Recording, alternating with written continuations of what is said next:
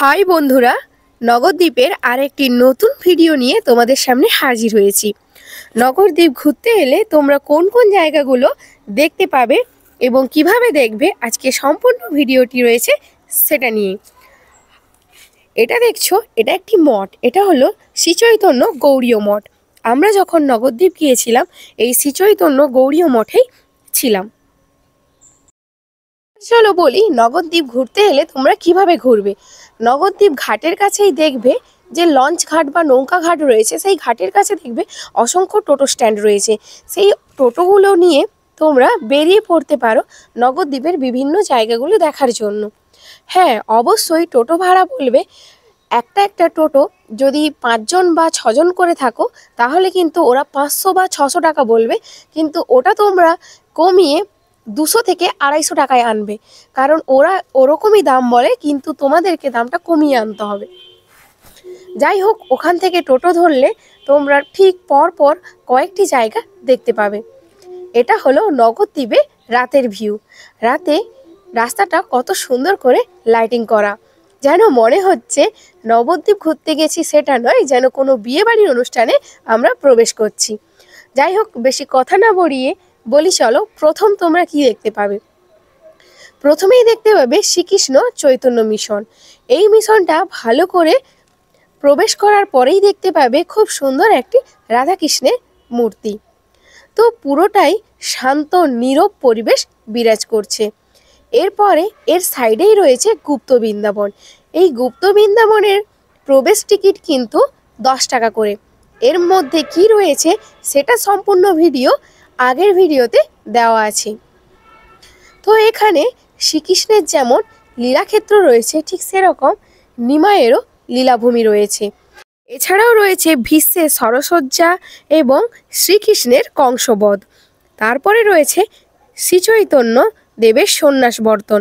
তাছাড়াও রয়েছে জগন্নাথ ক্ষেত্রে চৈতন্যদেবের গমন এবং সেখানে গিয়ে যে সংকীর্তন করেছিল সেই মূর্তি।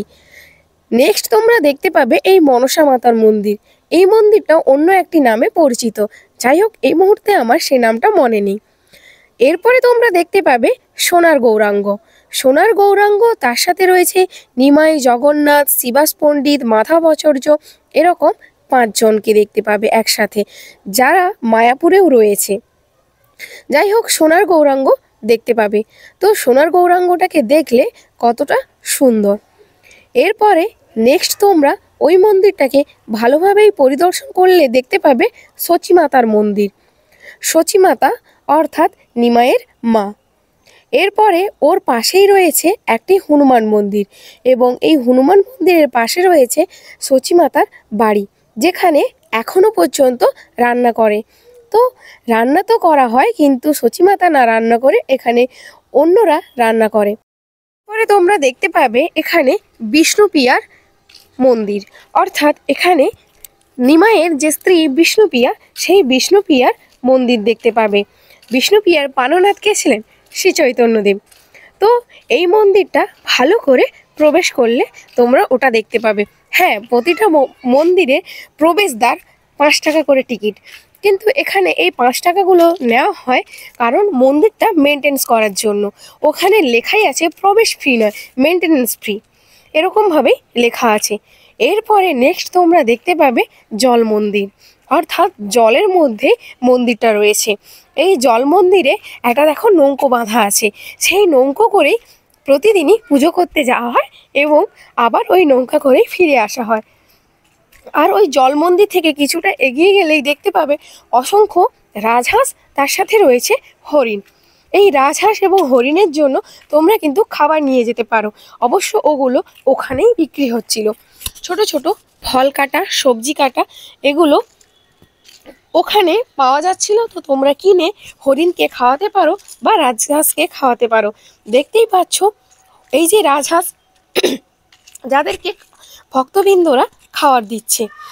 বলে রাখি, তোমরা যদি একদিন নবদ্বীপে কাটিয়ে আসো তবে অবশ্যই টোটো বাদে পায়ে হেঁটে কিছুটা ভ্রমণ করবে, কারণ নবদ্বীপ যাওয়ার পথে দেখবে বিভিন্ন রকমের মঠ রয়েছে। প্রতিটা মঠেরই আলাদা আলাদা ঠাকুর রয়েছে এবং প্রতিটা মঠেই আলাদা আলাদা সৌন্দর্য বিরাজ করছে। কোথাও রয়েছে গুপ্ত মন্দির, কোথাও আবার নিমাইয়ের লীলাক্ষেত্র, কোথাও আবার শ্রীকৃষ্ণের কোনো না কোনো কাহিনী সুন্দর করে মূর্তি এবং তার সাথে লাইটিং করা রয়েছে। এবার বলি নবদ্বীপ ধামের আরেকটি বিশেষ আকর্ষণ হলো, এখানে গেলে তোমরা দেখতে পাবে একটি নতুন শিব মূর্তি তৈরি হচ্ছে। যেই শিব মূর্তিটা এখনও কমপ্লিট হয়নি, হয়তো আর 1 বছরের মধ্যে এটা তৈরি হয়ে যাবে। তো ভিডিওটি কেমন লাগলো অবশ্যই কমেন্ট করে জানিও।